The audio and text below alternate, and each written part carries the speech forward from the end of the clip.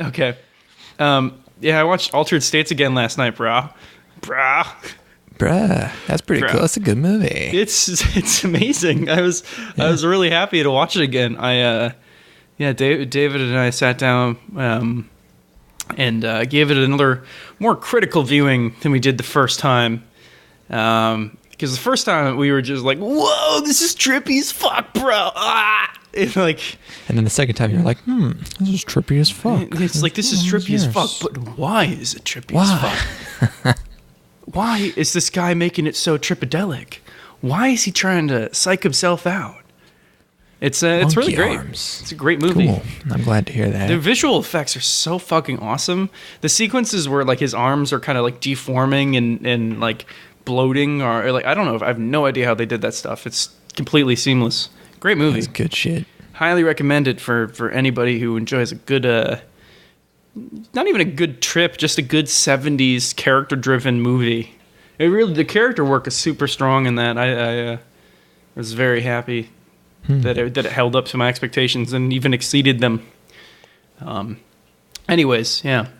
I am alone because no one could hang out. So last night I went on an extremely drunken tour of the wonderful world of YouTube cooking channels. Yes. And that's a weird place. Like, I know everything these days is, it's always just like, oh man, this is so rife with irony. I can't tell what's being serious, what isn't. Such subversive comedy. But there is some fucking shit on cooking YouTube that is fucking out there, man. I just don't know what's going on. You got to give me examples. So what about it makes it so? So there's your standard. You got like very top level tip of the iceberg. You got like Binging with Babish. That's just Reddit, right? That's but it's good. It's good content though. Binging with Babish, of course, good content. It's a cooking channel. Of course, it's good content. And then you got my boy Chef John, who's you can tell his wife left him, and so he's just a really he's dedicated his entire life to cooking. He's now incel, and he's just sort of doing this every day. Very, very honest, very dedicated man. But then you get to shit like Almazan Kitchen, and I don't even know what. How am I spelling this? Got it. Almazan, and that's not like some kind of. I thought it was like, oh, this is the authentic South American spelling of Amazon, but no, there's nothing called an Almazan. There's no such thing as an Almazan. They just made that up, and I'm watching it. And it's like, it's like primitive tech, or is it Primitive Technology? That's the guy. I think that's what it's called. I know what you're talking about. It's like that guy, but he's like just he's like just making nachos, but like by like a South American babbling brook, and like at first you're like, oh, this is just what is because it's like really. It's just like they crank the contrast way up or something, and it's like, okay, well, first it seems just kind of normal, but then the motherfucker is telling you to get like organic water, and I'm like, wait, that's okay. So that basically, I'm watching one of this dude's videos, and I was flipping back and forth between being convinced it was satire and being convinced it was just a weird the original knife. The fucking knife. The dude, this original knife only sold via private message on Facebook. That's the only way you can get their shit ass knife. They've sharpened to shit, and it's gonna go dull after 3 times cutting a pepper. But Almazan Kitchen is definitely by far the most fetishistic one, to the point where again it just gets completely ridiculous. The slow motion ultra close-ups of the juices flowing over. It's the most disgusting, grotesque thing I've ever seen in my life. It seems great. I'm watching a video now. It seems very pleasant. Absolutely horrifying. I can't figure it out. I thought I had it all figured out, but I can't. It's cooking channels are strange. You're very right. There's this one I watch about this dude who does like fresh, like he'll just go catch a fish and then cook it like on a rock somewhere, and like Sure. that's his entire gimmick. And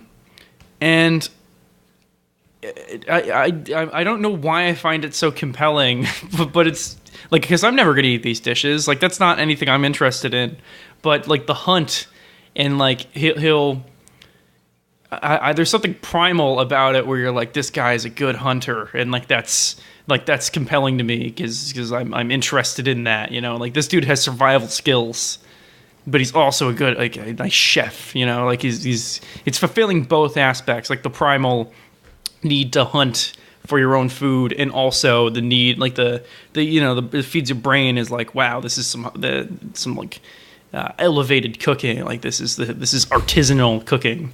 But yeah, I'm watching this Almazan kitchen, and it looks fucking awesome.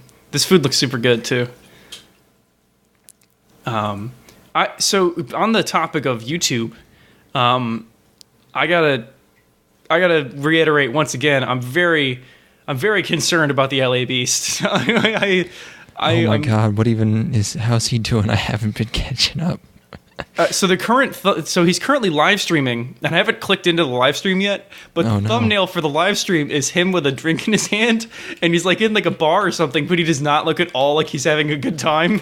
He looks super distraught, and like he's trying to, look, have you seen the thumbnail? I have to save this. This is the thumbnail for this episode. I'm really concerned about LA Beast. The man's probably fried his nerves from fucking look at his from eyes. all the shit he's put in his body. Oh my God. No. That reminds me. Oh, what's up? Go ahead. No, go ahead. That reminds me. I also got back into the master himself, Steve 1989 MRE Yes. info, and that man, his nerves are actually fried from botulism that he's gotten from eating 40-year-old chicken soup or whatever. That's a theory. People, that's like half a joke. People, but he has had botulism, so who knows? Mm-hmm. But I think it still increased his charm levels to near infinite levels, because it's the man's ridiculous. He's just he finds such joy in. That's a good. Oh my God, he loves it so much. You will never feel the joy from 1943 are so. You will never feel the joy he feels from smoking a 1958 Chesterfield cigarette. The way he looks at the camera. This just about knocked me on my fucking ass, shit, dick. Like no, no language in Steve 1989 video. But he's about it. Yeah. This is his third most recent video for LA Beast, by the way. Can a human drink a 6-pack of beer using only a leaf blower in 40 seconds or less? No, you don't have to find out, LA Beast. Some questions aren't meant to be answered. There's just, science doesn't have to go that far. Yeah, these channels always just end up with me. Because, I'm watching, MRE videos, and he just keeps eating the shit, and I'm just like, no, Steve, please stop eating that. And he's like, oh my God, that's awful. And he takes another bite. I'm like, dude, no. That's your body telling you don't eat this. Oh, that's just rank. That's not right. Not fit for human consumption. Nom, nom, nom. Steve, please. Here's one. I love you, Steve. Steve, your biceps look like you sewed 2 baseballs under your epidermis. Please stop. You can't waste yourself.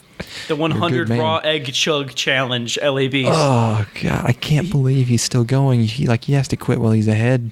I called this. I expressed my concern half a year ago at this point, and it's only escalated. I think the only thing that was keeping him amongst the living was his love of Crystal Pepsi, which was again founded in an unhealthy act that he was taking part in, where he was drinking Crystal Pepsi from 20 years ago, and that seemed to be his primary goal. And now that Crystal Pepsi's around forever, he has nothing really left to live for other than consuming. He just drinks in this bar all night. Yeah, it's really. I'm very concerned about him. Can a human trick their mind into eating 10 cacti? If you look up at his his banner at the top of his YouTube page, the quote is, "I gotta go to the hospital, dude." Dude. He's I don't know. We'll keep tabs on him. I really hope he figures out how to get a handle on his life. Yeah, I am watching his live stream. He's not drinking very depressed like, but there is sort of a forlornness in deep behind his eyes that I think we got to keep an eye on. I think he does. He have what's going on in his real life? Because like if the YouTube channel is all he has, he just has to keep one-upping himself over and over and over again to maintain this following that he's got, and like that's just definitely not healthy. It started out unhealthy. Like since the beginning he's been doing horrible things to his body, and now he's like feels compelled to, because I can relate, because we've forced ourselves to watch so much fucking shit anime to where it's definitely taken a mental toll at a certain point. There have been breaking points, but this is like way worse, because this is your body, which actually matters, rather than your brain, which just fucking whatever, man. Yeah, it's just a bundle of nerves. Like I got those brain cells grow back instantly. Yeah, yeah. Like it's just like next day you're good. That's why you got to do poppers while watching anime. Drink some omega-3. I think that's the good one. Yeah, or it's good. 6. I think 6s are bad. 3 is the fish one or something. Something like that. I don't know. Anyways, we got to get off this. We have a lot of fucking anime to talk about. But it's just it's good to catch up with our old friends Steve Aramari Info and LA Beast. Oh yeah. How much anime are we talking about? You want to just do 4 shows, or are we just doing everything we've seen? I would like to do everything we've seen, just to get it off. Oh my god, that's so many. Well, I'm up to 2 car, and then I've got the additional ClassicaLoid, which I can give you a brief breakdown on. So it's only 5.5. Okay, that's doable. Yeah. All right. In that case, the first thing we got to talk about is Kino no Tabi, the new one. Oh my goodness. The Beautiful World. It is a beautiful world, Declan. The animated series. Yes. This is a light novel adaptation that's a remake of the 2003 series, I think, that's based on the same light novel. This one's by Lurch, and Kino in this one is now cute. Yes. Well, the original one had a very distinct style. Which it's kind of... you either love it or hate it. I think most people kind of accepted it for what it is. It had a filter over top of the entire thing that was basically scan lines, and it gave it this it's easy to dismiss it as just style for no particular reason. It's just kind of superficial, but it really did put you in a different mindset while watching it. It kind of harkened back to an older era of television, which was something that I was kind of not dealing with, but ruminating on when watching the new show. Was this it kind of reminds me a lot of Twilight Zone, because it's episodic. Because it's episodic. Yeah, but outside of that, like obviously you've got Kino in every episode, but it's exploring different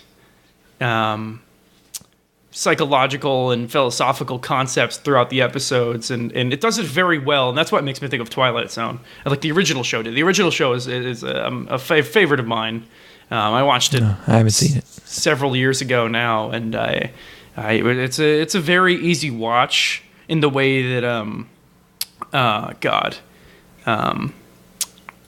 what the fuck. Walker, Texas Ranger. Melodude goes around solving people's problems. Walker, Texas Ranger. Yes, that's it. Mushishi, thank you. Yeah, it's a very similar consumption to Mushishi. Again, episodic in that instance, and let's talk about the new show though. I could talk about the old show for a while, but it's kind of getting away from the main point, which is this new thing.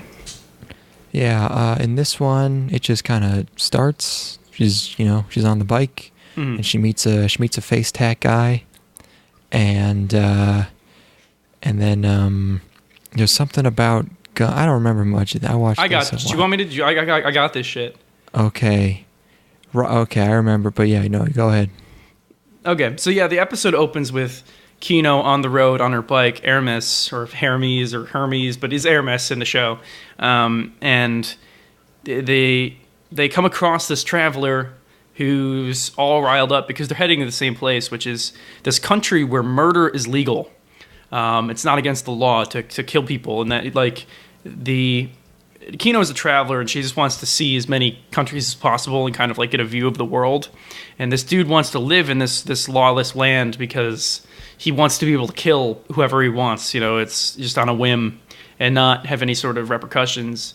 And and they end up in Kino makes it to the country and finds out that it's not as extreme and chaotic as one would expect in a country without murder, and finds the people kind of rather hospitable, and it's more normal than you could ever imagine, which is kind of what I anticipated. I went into this episode thinking when they explained the concept of this country, I'm like, yeah, this is probably going to be a very normal world, and it's going to be about how being as awful as possible isn't rewarded. Because you still have to deal with the public perception of you after you carry out this act. But so it's a very normal place, and she spends the night there. Then the next day, face tat homie rides into town, and he's upset with her because he asked her to take some of his gear with him because he has a horse and she's got a motorcycle, and she declined. And she challenges him, or he challenges her to a duel, or I guess says that he's going to kill her. And he goes to raise his gun and shoot her. And an arrow flies and stabs him right through the arm. And all of the citizens of this town and kind of zombie-like or cult-like gather around and execute him because it's not against the law to kill people doesn't mean it's necessarily permitted, because there's still not group justice. What the hell's the term? Not mob justice, but you get the idea. Like, they're not. You can kill people, but we're not going to let you because everybody else can kill people too. And then Kino, kind of leaves the country, and it's an endorsement of anarchy. It's a fucking anarchic. This show is firmly in the camp of anarchy. Okay. I don't know. I really fucking enjoyed this first episode though, because it was like a taste of like that original show, and I was kind of I wasn't super looking forward to it because I was like, well, they made Kino cute, which is kind of removes the accessibility of her because she's supposed to be kind of not sexually ambiguous, but you look at her and she's kind of a blank face that you can insert yourself onto as a viewer, and she's supposed to be basically as inoffensive as possible when she enters this place so that she can be like, there's nobody's casting any kind of prejudices onto her, and she can blend into the crowd and observe. And I was like, they're gonna make her too girly, and fucking they totally didn't. And I think the show still works because the source material is really strong, and strong writing will win in the end basically every time. And this first episode is a little bit basic in its conflict, but I think it's a good setup for the kind of ordeals that you're going to be seeing throughout the rest of the show. So this they didn't adapt this. This wasn't in the original. This isn't really it's a remake, but they're not remaking the same novels. Then? No, they're doing different stories, or at least that's what I'm figuring, because this isn't at all what the I don't remember this distinct storyline from the original show. I might have left my mind, but the first episode of the original show was about a town where all of the buildings are super far apart because whenever they put their houses together, there's land disputes and people can't get along because they're living in too close of proximity. Which this is not. Yeah, no, it's cool. It's fucking. It sounds ludicrous, but it's great. It's very much the same tone. I really enjoyed this first episode. Totally into it. This makes me want to watch the rest of it because I also want to go back and watch the original show again, because I like that episodic content. It's super easy to consume, and it's good to just think about. What'd you think, man? Yeah, it didn't really do much for me. I don't know, because the premise of this episode was so simple and so just kind of obvious that it is, that, you know, it's just like, hey, I thought I could murder, but then, oh, people don't like it when you do that. Yeah. I don't. No, it's definitely simplistic, but it didn't get me. I wasn't so much like excited by this episode as I was excited by the prospect of, you know, delving into these different concepts throughout the course of the show. Like, I think it's promising because I think I think it worked very well the first time, and it gave me like kind of, you know, flashbacks to what the original show was like, and just I like the Wanderer kind of narrative. Yeah, it's like solo road trip Star Trek. I hope, yeah, and I mean, you know, Kino doesn't show a ton of characterization. She probably doesn't just in general, right? But not really in this episode. I just hope the other characters that are around her get better, because the main antagonist in this episode is just like, I want to murder because this is great. Well, I think in this first episode, it's the issue is that you have to introduce. There's like a period of this episode that's dedicated to introducing the concept, where it's her like heading up to this country. You know what I mean? Yeah. And rather than, because it has this, you know, it's this notoriety, and it's a little bit simplistic in this way, and that like, the notoriety is very explicit. In a way that it wouldn't be in other episodes, and more time spent in the town is a good thing, I think, is ultimately the takeaway from this first ep. I don't know. I think the more you develop the townsfolk or country folk throughout the episode, the stronger the conflicts become. Yeah, definitely. All right. Cool. Now we get to the good stuff, though. Oh, yeah. For sure. Dice irae. Boo. Well, it's now spoilers. Come on. I'm sorry. I'm sorry. I can't help it. Fucking. Sorry. Keep going. Go ahead. I think you're just assuming it's not good because it's a visual novel adaptation from a studio called ACGT, who you seem to think were Chinese, but I don't think. I think they're just bad. I think they're just. I saw a bunch of Chinese names at the end of the first episode, but maybe I'm wrong. Oh, well, I mean, those are animators, but they're not making the show. Everything has outsourced animation. How could you tell they were Chinese? Well, they were,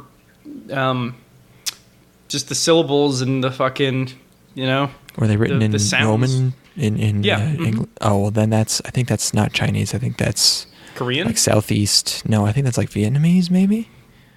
I think they use English letters. I'm gonna open up the episode because China and Japan use the same alphabet for kanji. All right, we'll go ahead and start describing it because I'm gonna look through this. Oh shit. Boy. So. Oh yeah, no, this shit's definitely Korean. It's like, actually I don't know. Zhu Ying Chung, Zhu Yang, Fan Ru Jun, Fan Ru Lei. In Arabic letters. I don't know. I don't know why that happens. Zhang Li Xin, Zhou Li. Fucking, I don't know, man. If there's no shit, how do you pronounce it? I just learned how to pronounce this the other day. The Nguyen. It's some. I learned it. Nguyen? But I forgot. Yeah, yeah, something like that. That's like what 40% of Vietnamese people have that last name or something. I believe it. But yeah, so Dice irae, you I think just watched episode 1. Correct. I decided to take the expanded universe route, really get the full lore. So That's I watched smart. episode 0 first, of course. Episode 0 starts out in this like episode 1 is just like a school thing with some supernatural stuff at the end. Mm-hmm. 0 here, it starts out in like a floating glowing city where the aesthetic is basically on Orlando from Dark Souls, and there's a standoff between these two guys, and I was gonna say they look like they're in SS uniforms, but I think they are. Yeah, no, fucking, they totally are. They're That's the Nazis. thing is like they got those fucking armbands, and I'm like, God damn it, Japan with your fucking armband shit. They like, love that. They love that Nazi symbolism. The what's the company? Whatever, whoever made the uniforms. But I have nut chewing in my notes. I don't remember what was going on with nut chewing. No. Someone's nuts got chewed? Oh, I guess you didn't watch it. I don't know. Something happened. And then boredom. And I was very bored. I said it was very bad. It looks like ass. I don't know who any of the characters are, and they're all fighting each other. It just kept like, hey, here's two characters. Oh, now they're fighting. Whoa. Mm-hmm. I was just, the entire time, I was just hearing in my head in the Plinkett voice, where's the protagonist? And they... You think the uniforms weren't enough? Reinhard Heydrich is a character in this show. Yes. Everybody's rattling off their name at the end of the episode 1, and it's just like the most stereotypical German shit you could possibly fucking think of. Reinhard Heydrich was a real Nazi. Oh shit, really? He was one of the architects of the Holocaust. Oh, nice. Or was he the armory guy? Okay, yeah. It's all coming back to me now, baby. Yeah. Yeah, no, totally. Okay. It took me a second. So Reinhard Heydrich is just in here. Oh god, which actually could be awesome, but it's not. It's just lame. Because you could, like, if Reinhard Heydrich's the villain of your show, like, you could do that real well, but instead the show's just garbage. Someone's eyes get gouged out. That was very funny. But everything else is just shit. And then I think at the end, they take their giant floating Nazi city that's also magic and time travel to the future. And I think that's where episode 1 kind of starts out. Okay. Sorry, I'm just reading up on Reinhard Heydrich again. He's the man with the iron heart. That's right. Yeah. See? That's good anime. Or it could be. Educational. Yeah. Show this in 11th grade history class. Mm-hmm. But, episode 1, there's a roof fight. And then our boy is in a hospital, and he leaves.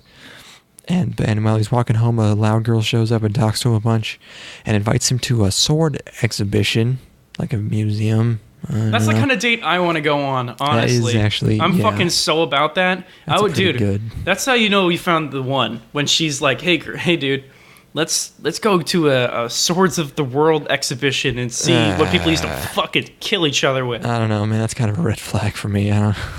That's kind of weird. That expresses to me that she's a fan of history, but also not just like a superficial one. She's a fan of obscure elements of history, like that you wouldn't ultimately think about. They're like the things that, like while the history is going on, what's in everybody's hand as they're slaughtering each other? The sword. And you could learn a lot about a culture from the sword. I think I'm about it, but she's also just a bubbly fucking, just Genki ass, totally childhood friend character.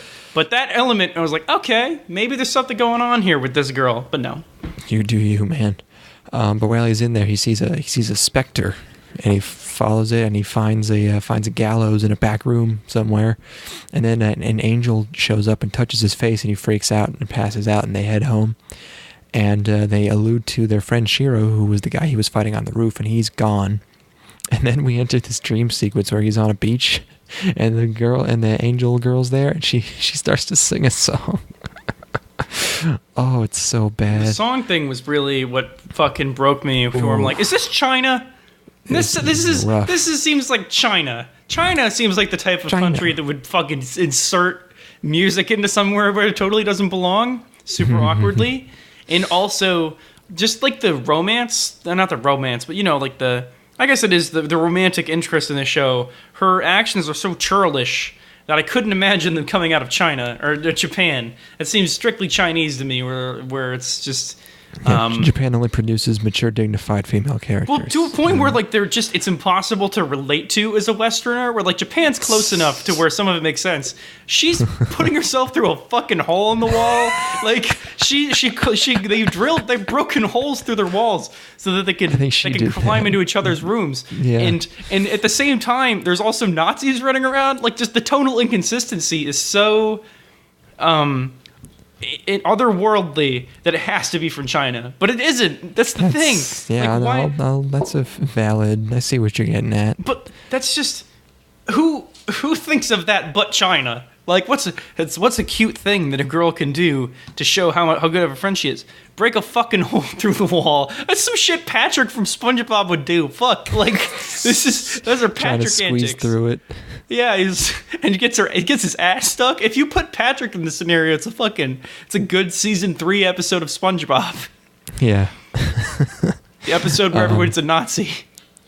Then he wakes up from the dream, and he gets decapitated in the dream, and then he finds out there's been a real murder in the real world where someone's head got cut off, and then he meets the love interest number 2, who's a quiet, horny, silver-haired senpai on the roof, and she saw the moiter, and then him and childhood friend are walking at night, and they see a lady with the senpai, and then turns out she's one of the Nazis, and then there's skulls and guitars, and then all the evil people meet up, and they plan something, and then there's a really, really bad ED that brings me so much joy from how fucking bad it is. It's so cheesy. I love it. And that's it. Yes. It's bad. You described this as a total goose egg. I'm pretty much inclined to agree. Apparently these guys did a giant robo thing in 2007, the studio that made this. Oh, did they make that other giant robo series? Giant Robo. Huh. We should watch that one. This is a big old fucking goose egg. None of this shit landed at all. Fucking every time they basically every element of it was poorly written, and in tandem, it just became a fucking potluck of shit. It's just everybody's bringing some kind of garbage to the table. The Nazis are bringing just totally tasteless, and totally tasteless, imagery, and also they were barely even in the first ridiculous backstories. Like, because it's all exposition, or not even exposition. They're like, we have a past together. Now we're gonna fucking meet up, and I'm like, I don't give a fuck. And it's a flashback, and he's afraid of blades because someone next to him got stabbed or some shit. That's a zero. That's a zero. The comedy falls flat. The melodrama falls flat. All the stuff that's supposed to be epics falls flat. It's just a complete zero. I'm talking. I can't imagine anybody possibly enjoying this levels of bad. Like, I want to meet the person that enjoys this because they're so far gone that I just need to observe them. They need to be in a fucking lab somewhere. Yeah, I can't wait to see those sales numbers. Literally impossible. Literally impossible for this to sell. Yeah, I don't know, man. Maybe it'll get the Nazis are pretty hot. Maybe they'll get the Fujoshi market. No, because they're not even cute boys. But yeah, no, they're hot men. There's significantly hotter men to be had in this season, I'm sure. You can buy multiple Blu-rays, my man. Trust me. Oh yeah. Just go watch Kino and Tabi, please. Watch the original. Don't buy this. Don't buy Daizarai. Fucking Daizarai. Anyways, we got more anime to talk about. Yeah. Okay. We're done with that one. I purposefully blacked out to watch this one because I did not want to remember it. Code Realize. This is based on an otome visual novel being done by MSC. Mm-hmm. And you want to do this one real quick? All right. This is a show. Oh, I remember it now. Okay. Yeah, go ahead. There we go. And that's all you needed was a show. Okay, so this is a show about this girl who she's a princess or some shit, and her skin is poison. And she's kept up in a castle, and then one day while they're transporting her, this magic man, Arsene Lupin, whatever. Arsenio Hall. He's like a gentleman thief. He wears a top hat, and he's like, "I'm going to rescue you," with the help of his quirky science man who makes a bunch of tools for him to steal her. So like he makes a smoke screen and fucking nabs the girl, and then takes her back to his castle where Victor Frankenstein's there. That shit's fucking crazy. Because yep, I have that in my notes. The billionth iteration of Victor Frankenstein in anime. This one's he's a cute boy, and his whole Lupin's whole thing is that he's a master thief and he's gonna steal her heart. Whoa, that's basically it. He abducts her, and then he's going to convince her to love him, I think. Okay. The PS Vita box art for this game makes it look way more dramatic than it actually is.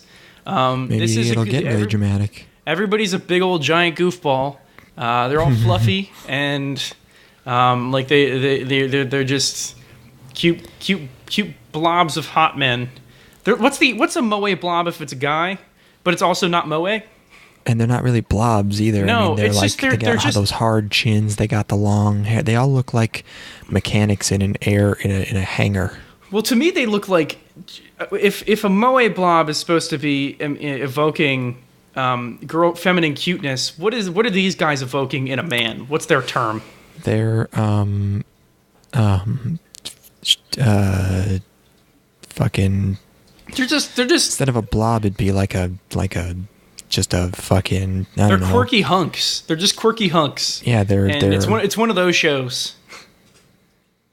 Yes. It's for girls to smack their shit to, I think. So I have all my notes are hilariously misspelled, but I'm putting some of this together. Someone should make a list of all of the wonderful Japanese renditions of London Bridge is Falling Down, because I feel like that's been done a whole lot, and they always sing it. It's that's always fun. There's a very strange camera zoom right towards the beginning of the episode. It's coming kind of out of nowhere. Mm-hmm. I make reference to a noble thurf. What is that? The noble thief. Oh, thief. That's spelled wrong. He's All a right. gentleman thief. I refer to him as a tuxedo mask looking nigga. That's what he is. Okay, all right. I think that's probably where they drew the tuxedo mask design from, was the noble thief. Inflation fetishist pandering? So he at one point explodes. He's grandstanding on a cliff as this fucking group of carts is passing through a valley, and nice. he explodes. Like he just expands really, really huge, and then explodes into a puff of smoke. Oh yeah. What does he do after he explodes? He steals the girl. Does he expand more? She passes out. What? Does he get bigger though? Oh, he gets big. Oh. We don't see it though. It's off screen. Fuck. Off-screen inflation. Anyways, I seem to have been confused at the end of this episode and didn't know what was going on. I knew it was bad, but I didn't know what was happening. Did you have the same experience? Yeah, it's just she's gonna live in a house with a bunch of cute boys. All right, that's what I happens. guess that makes sense. I didn't find it as horrible as you did, because I just watched Diary, which was tripe. So I skipped Dice Irae for a while. I did not want to watch it. This was this one first. A step up from that. So sure, yeah. Couldn't go much lower. This is found the first episode to be like a 4. I saw that there was an audience for this, and I was not that. This is based on an otome visual novel, and boy does it fucking show. Oh yeah. Yep. Princess carrying it all. Yes. All right. Next up is Houseki no Kuni. Yes. Land of the Lustrous. Yes. This is a manga being done by the Studio Orange, and it's CG. They're getting better at it. Computer graphics. They're getting better at it. This is also known as Ruby here in the United States. What's this? RWBY. Did you get that one? Did you get that joke? I didn't. You cut out at a certain point. I'm going to pretend I didn't hear the beginning. Try it again. This is also known as Ruby. Is this what Ruby is? No. Oh. That was a joke because they're both. It's they're both. CGI. It's a bunch of girls and they're different color. Anyways, and This it's a CG show about a bunch of girls. And they're all like minerals or rocks or something. What's like a? It's not a mineral, but they're like, one of them is like Cinnabon? No, Cinnabar, which isn't a mineral. It's like it is a mineral. Yeah, I don't know. No, I think they're just minerals, bro. Okay, I guess they're just minerals.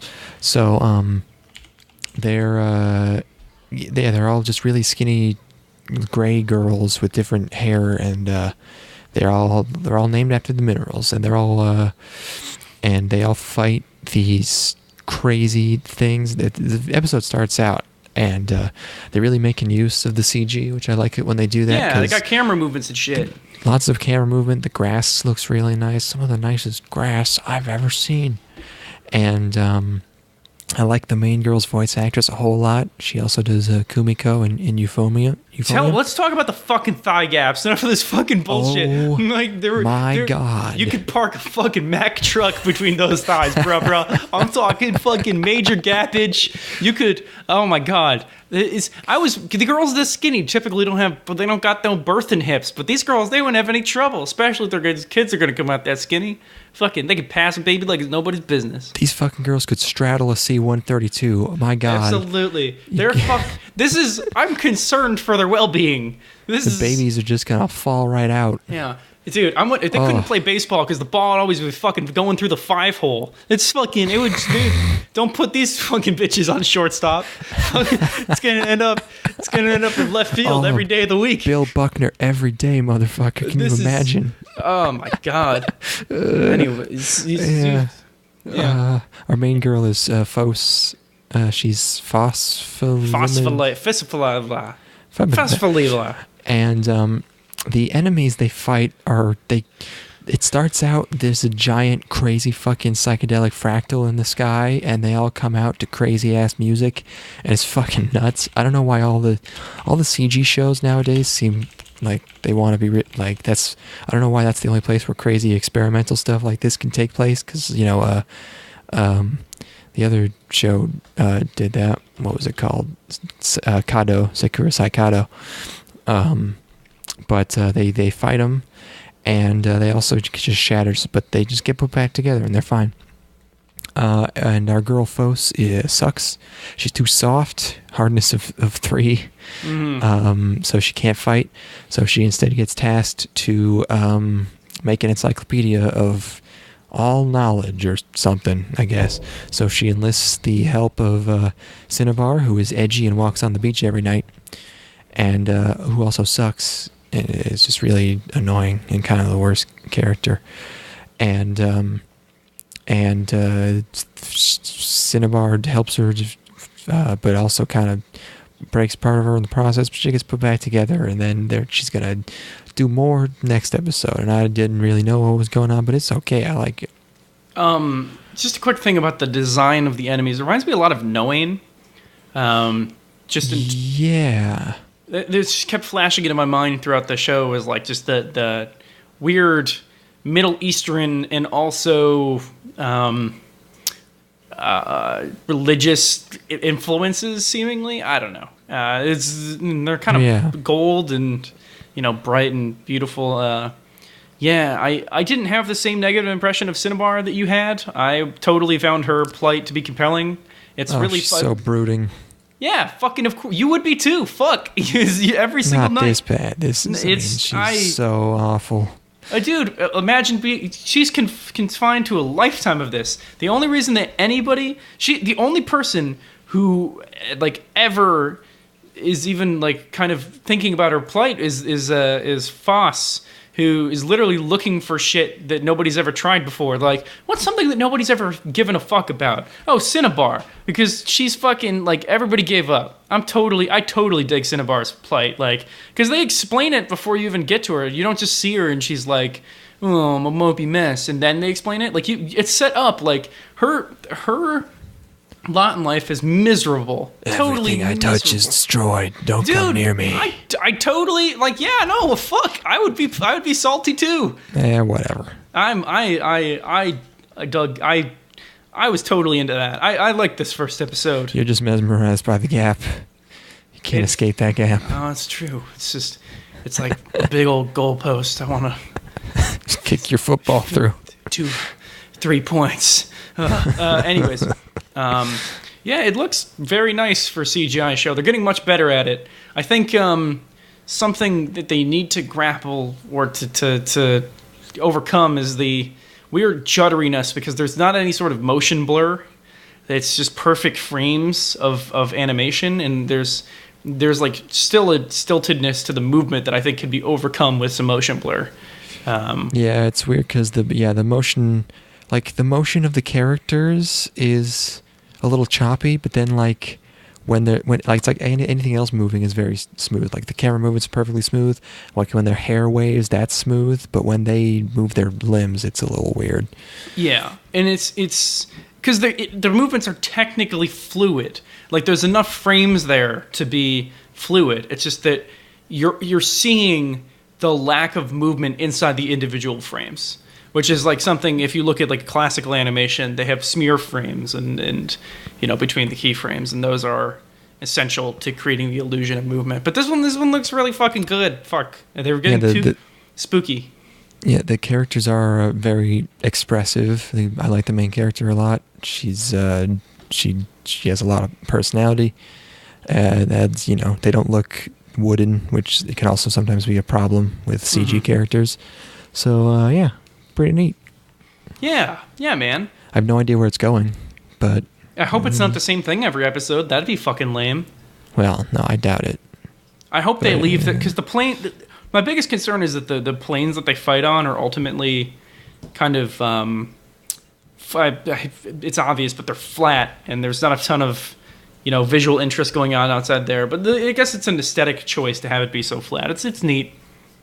It reminds me of fucking Code Lyoko, where everything there is super flat, and there'll be like something way in the background, and they're just moving around these flat spaces. I remember it being all trees. Maybe one area was trees. In Code Lyoko? Yeah. Yeah, I'm sure. But like the majority of like this insignificant fights happen in flat. Oh yeah, with the giant deserts. I remember those with the towers. Yeah. Mm-hmm. Yeah, it's like that, but grass. Yep. Yep. 2-car. Yes. 2-car.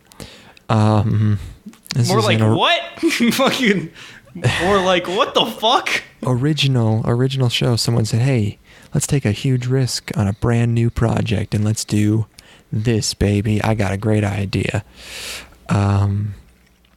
This is Silverlink. This is about the weird racing sport that seems way too European for me. Yes. Is this the most European thing you've ever seen in your life? I don't like to move that much on a moving object. Fuck, like there's some serious acrobatic work going on here. And the cars don't look cool, which is an important part of American sports, is that you have to look cool while you're doing them. And these cars, all sports. This is not one that looks cool. These are dumb looking vehicles. So it's sidecar racing. Mm-hmm. It's basically just a not a motorcycle really, because it's kind of enclosed. So it's just like a big go-kart or something. And there's a sidecar, and the person in the sidecar is doing all this crazy leaning out the side and shifting their weight around to help with the turns. It seems like the kind of sport that was supposed to be one way, and then people kept bending the rules farther and farther a little bit until it became completely ridiculous. Well, they're it's pushing the limits of what you can do with this very basic concept of like debate competitions where there was no rule about how fast you could talk, so people just yeah, so they just became that, and no one bothered to fucking fix it. So now it's just completely useless as a thing, as an event. It seems like that. I don't know why you would ever. I don't know why this exists. It turns out it does exist, but I don't know why. I don't know. What was the person doing there in the first place? Were they navigating? Like what was their deal? Like before they started doing crazy acrobatics and leaning over the driver and shit. What could that guy have been there to do? Sidecar World Championship. Sidecar racing. There's no article, there's no entry for sidecar racing. There's one for sidecar, and there's one for the Sidecar World Championship. But there's not for sidecar racing. I'm reading through here. I'm reading through the historic Grand Prix racing from 49 to 76.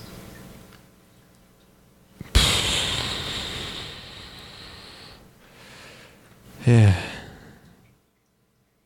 I don't know. I don't. What? How did this come to be?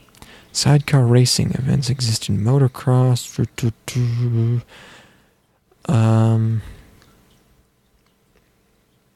Man, Germany fucking dominated this for the longest time. Road racing sidecars began to change away from normal motorcycle development in the late 1970s. Sidecars began to appear with hub center steering, and later the engines moved to the rear of the rider to lower the center of gravity further, still making the sidecar very long. Sidecars raced in the World Championship known as... Yeah, I don't know. Fucking Europe. I assume. I mean, it has to be, it right? seems that way based on all of the people that have won this have been from just knew Europe, it Switzerland, or Germany, or Norway. As soon as I saw it, I know. Oh my God, that is so Europe. So yeah, it's girls racing on these. The episode starts out, they're just introducing all the teams right off the bat. Fucking wacky racing ass shit. All the gimmicky teams. They got the goth lolly teams. They got the twins. They got everybody. The girls, I think, they look too old for this show about an obscure sport to be good or popular. Like, you gotta, if you're making a show about a weird sport, you gotta have cute little girls. I don't know what they're doing. It's not about the popularity. It's about the spirit of the game and maintaining the authenticity of sidecar racing, Declan. We don't need to sell copies, man. We need to do good by sidecar racing. Yeah, fucking. We're Silverlight. This one's for the fans, man. Man, hell yeah. This one's for the fans. Right, sidecar racing fans. So yeah, we get into a race right away, and then we cut to we have two protagonists. And they drive the sidecar around town, which doesn't look like it can be street legal, but then a cop literally sees them and just loves it. It's just like, yeah, awesome, man, keep doing that. And they have a coachee, and they're both hot for him, but we don't get to see his face. And then they both have a dual confession to coachee at the end of the episode. Meanwhile, they're also racing in this race, and they win. And they both punch each other at the same time at the end because they didn't like the way that they did it. So that's that. I don't think it's very good. What did you? I was just the entire time examining how they structured the episode because there's like it is very. Yeah. It kind of took away from the drama of the actual race itself, which I guess there's going to be more than enough of in the next few episodes, and they wanted to balance the two of balance the backstory and also give a little bit of racing to show what it's about.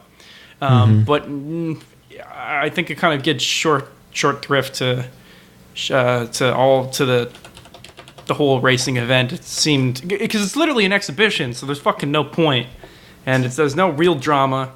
And, they're committed to winning the exhibition race, or it seems like everybody is, but the stakes are so low, and, they could have easily come in last, and then the arc is, them having to work their way back up from an embarrassment in the exhibition, you know what I'm saying? And, it's explained that they're favorites to win this event, which is, I guess they have to live up to the expectations of the people of their town, but it's not, I don't know, they're set up to win this shit. Which isn't super compelling from, they're not going to be coming from behind. They're the front runners. They're the Patriots. It would be like an anime about the Patriots and Tom Brady, no one can root for Tom Brady. What about if it were about the Patriots and, Bill Belichick had just, gone on a trip to Europe and Tom Brady confessed to him, but then he left anyways without being able to tell him? And then they have to win again, but without their guy with them, and that'd be fucking impossible. Don't be ridiculous. Don't talk about fantasy, Declan. Let's be serious. Impossible odds. That's good for a protagonist. That's true. So okay, now we're talking. Yeah, the Patriots should play a season without Bill Belichick or Tom Brady. one or the other. But what if they still won? Just imagine the. I would die. I would kill myself. I would end my own life because there is no God. Just end it. Yeah. Yeah. Now I want to watch a Patriots anime where Tom Brady is moody and mysterious, and like and Rob. No. Belichick is moody and mysterious. Tom Brady is a stoic, like glasses. He's like the type of guy that pushes his glasses up with his middle finger. And Gronkowski is Genki. This writes itself. Oh, it's perfect. Oh, the Patriots so anime would be so awesome. Yeah. Holy shit! Fuck. Everything's a great anime. Yeah, in theory. When we write it, it is. Yeah. And like a bunch of like you can get all the other football personalities when they come into town, like like they look up to certain players. I guess Tom Brady's too old now because he would be like the elder statesman at this point. Who would it follow? I don't know. Whatever. We write good anime. Hire us, Japan. Moving on. Please, yeah. Okay. Moving on. We have very special update. Ethan, tell me about ClassicaLoid number 2. Yes. Okay, ClassicaLoid. What is going on? You fucking know what it is. We're talking Mozart. We're talking Bach. We got a bunch of kooky fucking composers living in a house together under one roof. Oh wait, now hold on. So I remember watching the first episode of ClassicaLoid. In fall 2016. Okay, so 1 year ago. Yes. Oh my god, that shit was 25 episodes. Oh. Damn right it was. Oh, fuck me. And that show started out with a bunch of kooky composers living under one roof. You're telling me that after 25 episodes, nothing has changed? Well, it's not... The state... They might be in the same state. They might still be... They might all be living on the same roof, but there was certainly... turmoil and they were bumping off of each other, and there were internal changes, but superficially it sounds like the same thing. But that would be neglecting an entire 24 episodes of conflict and resolution, and of people becoming bigger people on the other side. Like it's you could say like, Declan, you're still living in that same town, but you're bigger than you were a year ago. You're a different person. There's so much that's changed. Like why are you trying to reduce the significance of ClassicaLoid? Like it's Seinfeld. It's the same characters in every season, but throughout the course of the show, they become giant pieces of shit, or even bigger pieces of shit. It's like that same kind of idea. There's an arc, Declan. Thank you. Anyways, has anything ClassicaLoid changed? Are there any new characters? Yeah, there's a new character. One classical. Well, there's some. One of them. I don't remember who the fuck was in the first episode of ClassicaLoid. I think it was just the girl and Mozart and Beethoven. Okay, so there's some other guys now. There's hold on. I'm trying to remember who the fuck. Wagner's in this, or Wagner rather. He's in the new season, or I think he was probably in the original season too. And then there's a lady whose name eludes me. That's nice. But yeah, there's a new character introduced, who is the main character, who is adorable by the way. She got an adorable little haircut. She got a little pixie cut, and her brother. It's her brother. A boy ends up on her doorstep with a hippo in tow, and she's like, "Who are you?" And she's like, "I'm your brother. Here's a letter from our mom." And sure enough, it's a letter from their mom saying, "You've got a little baby brother, and you gotta look out for him." So she takes in this little boy and kicks kicks Beethoven and Mozart out of the rooms. Oh no! So that the boy and the hippo can have their own rooms, and throughout the course of the episode, the little kid gets up to some mischief, and because Beethoven is really into his gyoza and his cooking, which you might remember from the first show. Oh, of course. And he fucking sabotages his cooking machine and fries his gyoza, and he gets salty. Yeah, you get the idea. He's causing mischief, and everybody knows it's him, but the girl. And it comes to a head when he's unimpressed with the fact that the composers are all ClassicaLoids, which are music robots, basically. And he's like, everyone's like, "What? You're not impressed at all?" And he's like, "No, because I know somebody who can do that." And I fucking swear to God, this hippo he transforms into a composer hippopotamus and then summons a hippo train, which then leads them. They all get on the hippo train, which goes through outer space, and there's rainbows everywhere. And then the hippo train takes them to Africa, and they look out upon the plains, and they're astonished by the beauty of Africa, and they're like, "Wow, this is gorgeous." And then they all get back on the hippo train and head back to Japan. I didn't do it justice. It's really fucking totally off the wall. This hippo is a ClassicaLoid, or is summons ClassicaLoids, and fuck, I don't know. I was totally taken aback by how trippy this shit was. It's like some fucking like 70s children's cartoons, like where everything was a go, you know, Mr. Magoo, where everything was just fucking, everybody's tripping total nuts and everything is super soft edges. Also, this show has really, really heavy outlines, and I like it. It looks like a fucking like a DS game or something. Okay, well, yeah, I remember the first episode of that first season vaguely just sort of seeming like the equivalent of like a say a solid bottle of cough syrup. So I'm glad to see it hasn't lost its roots. I guess it makes sense that there hasn't been much of a continuous plot. This is probably an episodic thing, because it doesn't seem like much has changed except for new characters or something. I'm looking at the character lists. They got Beethoven and Mozart, obviously. Then there's also Chopin's lists. Schubert, Bach, Tchaikovsky, Baranowska is voiced by MAO. Richard Wagner, Antonin Dvorak's in here. Yeah.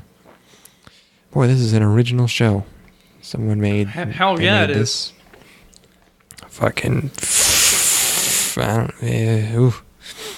Yeah, there's like fucking rock and roll, fucking ripping guitar solo renditions of great standbys. Oh, God damn it, I remember that. That was the worst part about that, was the horrible there were vocals this time. Electric guitar renditions of classical pieces. Mm-hmm. Oh, God. That was awful. I forgot this is Sunrise. Fuck. That is just the worst. Some of Sunrise's greatest work. Ugh. Some of the I'd say it's a highlight in their entire television lexicon. Anyways, yeah, that's it. That's it, baby. That's it. Fucking wow. Yeah, we got more anime to go. We got through a pretty decent chunk of it. That's good. Yeah, we got probably 2 more or 3 more. Well, 2. Let's aim for 2. Let's see if we can get it done in 2, because you said you want to get done by the beginning of November, and that would be great. You said you wanted to record on Tuesday. That's Halloween, my man. You going to be able to do that? Okay, that's probably going to have to be Wednesday then. Ah, shit.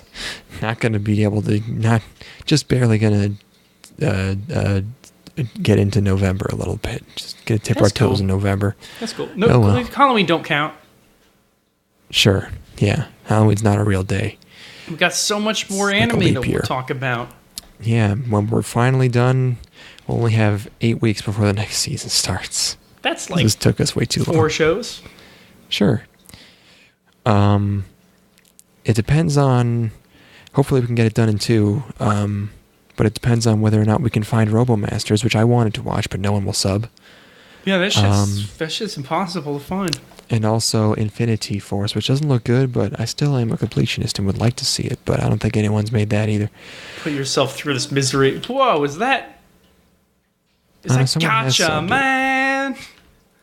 I think it's another Tatsunoko, here's all our properties in one show thing. Hey, it's a Tatsunoko, please remember us, oh God. Remember all this thing you like? Is it Tatsunoko? It is Tatsunoko. It is a Tatsunoko production. Oh yeah, and it's Gotcha Mountain, probably fucking Motherfucker, we remember who's the you're other here, guy? Tatsunoko. We remember you're here. You have a hand in all of the great anime. Oh yeah, Kashern. Holy shit. I Is it just here? saw that there's... First of all, by the way, when is that fucking Shinibyo movie coming out? Junibyo movie? Mm-hmm. Didn't that come out like 4 years ago? Take on Me? Is that out already? Oh no, yeah, I forgot. There's a new one. This is called Macross Do You Remember Love? That's the best fucking title shit ever. I'm so That's into one that of the title. most famous anime movie. That's a classic. Oh, really? Oh yeah. Is it do you totally- have to have seen all of Macross to watch it? I don't think so actually. I we was should planning watch on this watching shit. it. Yeah. Yeah, I've wanted to see that. That's apparently, I don't know how well it holds up, but it is apparently, it's very beloved. Do You Remember Love is a fucking awesome name for... God, Japan, you do the best. Sometimes you totally miss. And then sometimes you guys are just fucking totally on point. Evil or Live, bad name. Do You Bad Remember name. Love? That's one of the best names ever. Isn't that a song lyrics from something? Did That's they Do just You take Believe that? in Life After Love? Well, I know that one, but I guess Well, even No, when I they guess pick that's just the lyrics, name they of the pick song. like the most beautiful esoteric ones. that's good. Yeah. There's a TV movie from 1985. I think Do You Remember Love is I think that belongs firmly to Macross. These posters are great. Holy shit.